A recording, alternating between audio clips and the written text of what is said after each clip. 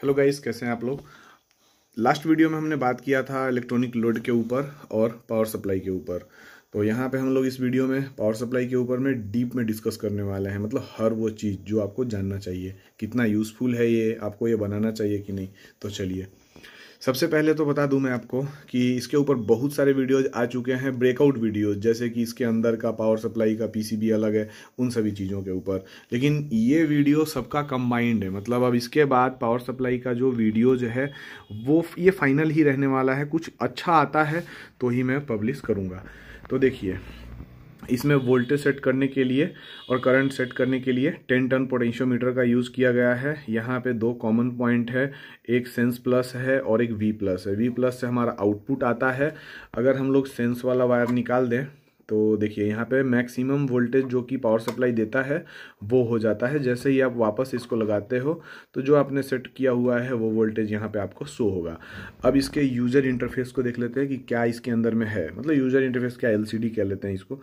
देखिए यहाँ पे आपको वोल्ट्स दिखने वाला है। अभी ये मिली वोल्ट में है, जैसे ही ये वोल्ट में कन्वर्ट होगा, मतलब 1 वोल्ट के अबव, ये यहाँ पे वोल्टेज में शो होने लगेगा और 3 डिजिट्स भी इसके आएंगे। तो एक्यूरेसी अच्छा तरीके से आप देख सकते हो क्या वोल्टेज है। फिर अगला यहाँ पे है पावर, ये मिली वाट में है। जब यहाँ पे करंट कंज्यूम होगा, अगर ये 1 वाट के अबव जाता है तो वाट में कन्वर्ट हो जाता है। फिर यहाँ अभी करंट माइक्रो एम्पेयर में है, 1000 माइक्रो एम्पेयर के अबव जाने से मिली एम्पेयर में कन्वर्ट होता है और 1000 मिली एम्पेयर से अबव जाने पे एम्पेयर में। यहाँ पे हमें टेम्परेचर शो होता है और ये थर्मल सेंसर है। तो अभी हम लोग इसको थोड़ा हीट करते हैं।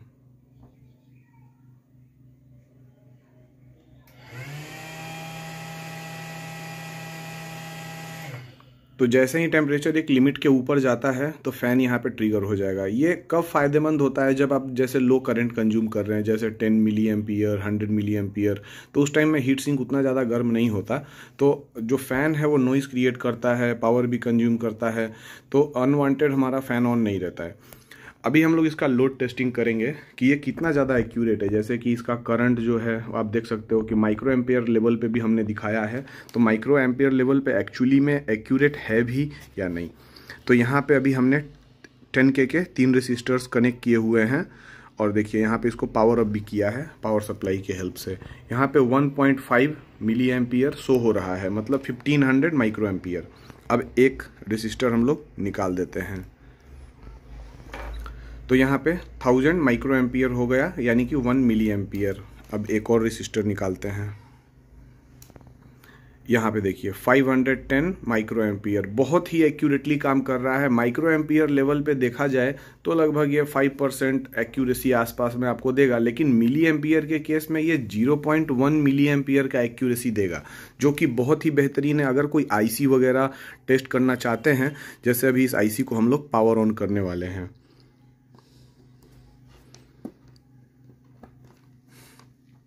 ये अभी हमने आईसी को पावर ऑन कर दिया है और देखिए यहाँ पे लगभग ये 960 माइक्रो एम्पियर या लगभग 1 मिली एम्पियर के आसपास का ये करंट कंज्यूम कर रहा है। तो इस तरीके से आप बहुत सारे आईसीज को भी प्रॉपरली टेस्ट कर सकते हैं, काफ़ी एक्यूरेट रिजल्ट देता है। अब हम लोग इसके इनसाइड में देखने वाले हैं कि क्या कुछ इसके अंदर है। ये इसका इनसाइड व्यू है। इनसाइड में आपने ये वाला जो पीसीबी है जो कि पावर सप्लाई के ऊपर, ऑलरेडी इसके ऊपर बहुत ही डेप्थ में वीडियो बना हुआ है, उसका लिंक मैं डिस्क्रिप्शन में दे दूंगा। आप लोग देख सकते हैं कि कैसे इसका यूज़ करना है। ये इसका एक तरीके से आप इसका सीपीयू बोर्ड कह सकते हैं। इसमें हमने आर्डुइनो का यूज़ किया हुआ है और कुछ रिलेज भी हैं। जैसे देखिए एक रिले जो है वो फ़ैन के लिए यूज़ किया है, दूसरा वाला आउटपुट ऑन ऑफ के लिए, वो अभी अनपॉपुलेटेड छोड़ दिया है हमने।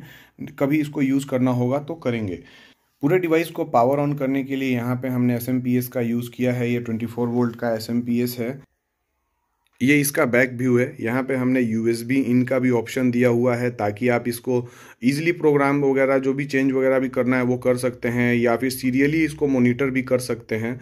यहाँ पे ये फ़ैन है, काफ़ी छोटा हीट सिंक है, तो मेरा यहाँ पे रिक्वायरमेंट कुछ ज़्यादा नहीं था। अगर आपका काफ़ी हाई करंट का रिक्वायरमेंट है तो आप हैवी हीट सिंक का भी यूज़ कर सकते हैं। इस प्रोजेक्ट से रिलेटेड जितने भी डॉक्यूमेंट्स हैं वो आपको टेलीग्राम चैनल पे मिलने वाला है, और भी जो भी छोटे मोटे मॉडिफिकेशंस होते हैं वो मैं वहाँ पे पब्लिश करता रहूँगा, तो आप प्लीज़ उसको ज्वाइन कर लीजिए। अभी हम लोग इसके डायग्राम के ऊपर फोकस करेंगे। यहाँ पे आर्डुइनो नैनो है, ये आप देख सकते हो। इसमें ग्राउंड VCC, मतलब VCC क्या 5 वोल्ट हो गया, और यहाँ पे सीरियल डाटा सीरियल क्लॉक का पिन है। यहाँ पे हमने पावर मॉनिटरिंग या वोल्टेज करंट मॉनिटरिंग के लिए हमने INA 219 मॉड्यूल का यूज़ किया है। तो इसका डाटा और क्लॉक वाला पिन है वो आर्डुइनो के डेटा और क्लॉक से कनेक्ट होगा। VCC में +5 वोल्ट जाएगा, ग्राउंड 0 वोल्ट रहेगा। यहाँ से जो PSU से जो आपका पॉजिटिव इन और ग्राउंड इन आ रहा है वो यहाँ पे कनेक्ट होने वाला है और यहाँ से आउटपुट होके निकल जाएगा। यहाँ पे आपको आउटपुट लेना है, मतलब यहाँ पे आपको लोड देना है। तो जो भी करंट का कंजप्शन है, जो वोल्टेज फ्लो, वोल्टेज यहाँ पे अप्लाइड है, वो सभी चीज़ें ये खुद ही मॉनिटर कर लेता है। फिर 16x2 LCD में हमने I2C मॉड्यूल का यूज़ किया है, क्योंकि I2C मॉड्यूल में सीरियल डेटा और सीरियल क्लॉक का ही पिन कनेक्ट करना होता है। VCC में यूजुअली 5 वोल्ट रहता है और ग्राउंड 0 वोल्ट रहता है। A7 का हमने यूज़ किया हुआ है यहाँ पे टेम्परेचर मॉनिटरिंग के लिए। यहाँ पे 200K का थर्मिस्टर है, 100K का हमने रेसिस्टर का यूज़ किया है। यहाँ पे हमें 5 वोल्ट ही देना है, क्योंकि बाई एक्सीडेंट अगर यहाँ A7 जो हमारा एनालॉग इनपुट 7 है, इसके ऊपर 5 वोल्ट से अबव नहीं होना चाहिए। ये इसका एक आउटपुट पिन है। आउटपुट वाले में हमने एक ट्रांजिस्टर को कनेक्ट किया है और ये एक रिले है। रिले के थ्रू हम लोग एक फ़ैन को ड्राइव कर रहे हैं। यहाँ पे एक डायोड है प्रोटेक्शन के लिए, ताकि जो भी जैसे ही वो रिले ऑफ स्टेट में आता है तो एक रिवर्स वोल्टेज जनरेट होता है, जिसको हम लोग स्पाइक कहते हैं, और वो आपके आर्डुइनो को ईजिली डैमेज कर देगा या ये वाला ट्रांजिस्टर भी डैमेज हो जाएगा। कोड यहाँ पे आप देख सकते हो आर्डुइनो के लिए है। तो इसमें हम लोग बेसिक के ऊपर बात करेंगे, इतना डेप्थ में नहीं जाएंगे कि क्या क्या चीज़ें आपको चेंज करने का जरूरत पड़ सकता है। जैसे कि कुछ ग्लोबल वेरिएबल्स आप देख सकते हो, तो ये सभी आपको चेंज करने का ज़रूरत नहीं है। यहाँ पे टेम्परेचर मेजरमेंट के लिए हमने A7 का यूज़ किया है। आप चाहें तो कोई सा भी पिन का आप यूज़ कर सकते हैं, A0 से लेके A7 तक। ओके, फिर यहाँ पे जो भी आपका रूम टेम्परेचर रहेगा, आप इजीली उसको मॉनिटर कर सकते हैं किसी भी टेम्परेचर सेंसर वगैरह या फिर थर्मोमीटर वगैरह से। और जो भी रूम टेम्परेचर उसको केल्विन में कन्वर्ट करना है और यहाँ पे आपको पुट करना है।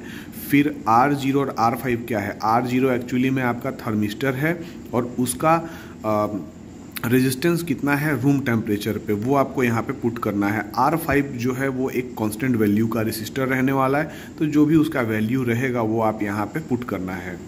बाकी यहाँ पे INA 219 का लाइब्रेरी फाइल और बाकी और भी कुछ लाइब्रेरी फाइल्स हैं, ये सभी आपको इंस्टॉल करना रहेगा। फ़ैन कंट्रोल के लिए हमने IO पिन 4 का यूज़ किया है, आप चाहें तो इसको चेंज कर सकते हैं। ये थोड़ा सा इम्पोर्टेंट है, आप लोग देखिएगा। जो INA 219 है वो कई सारे कैलिब्रेशन लेवल पे आता है। हमने यहाँ पे 16 वोल्ट 400 मिली एम्पियर के लिए सेट किया है, क्योंकि इसमें ज़्यादा हमें एक्यूरेसी मिलता है वोल्ट्स के साथ साथ करंट का भी।